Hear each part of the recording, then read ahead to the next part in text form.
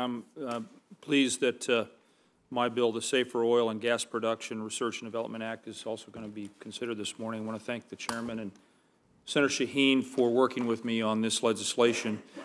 The purpose of our bill is to prevent future disasters like the one we're seeing unfold in the Gulf of Mexico.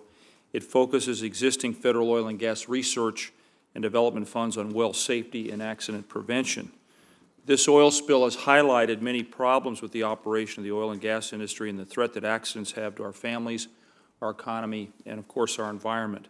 While the industry's opened up new areas to oil and gas production, developments in well safety and well control technology have not always kept pace, and that's clearly unacceptable.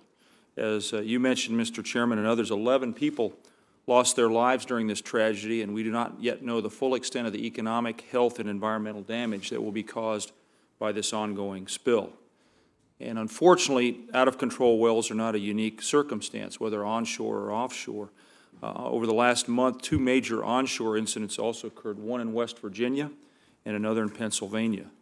Now, it's clear, and I think we're under no illusions, that oil is and will continue to be an important energy source for us for many years to come, especially for our transportation sector. But while we will continue to drill for oil and gas, we cannot repeat the mistakes, negligence, or recklessness that led to this disaster. We must learn from this accident and aggressively develop better technology to stop these spills from happening in the first place, both onshore and offshore. My bill would change an existing oil and gas research and development program within the Department of Energy to refocus it specifically on technologies to improve the safety of exploration and production activities, including well integrity, well control, blowout prevention, and well plugging and abandonment. In addition, the legislation required that the Department of Energy publish an annual update of the program's work and outline recommendations for the implementation of its research findings. This oversight is important so that we can ensure this information is public, transparent, and readily available to entrepreneurs and others who could further develop these technologies. I'd also like to note, in addition to preventing future accidents, we need to make sure that we're better prepared to respond when they occur. And in that spirit, I want to commend Senator Shaheen for her work on an oil spill response research and development measure. It's interesting, well, it's more than interesting, that it seems like the technologies we're using are the same that we used back in the days of the Exxon Valdez.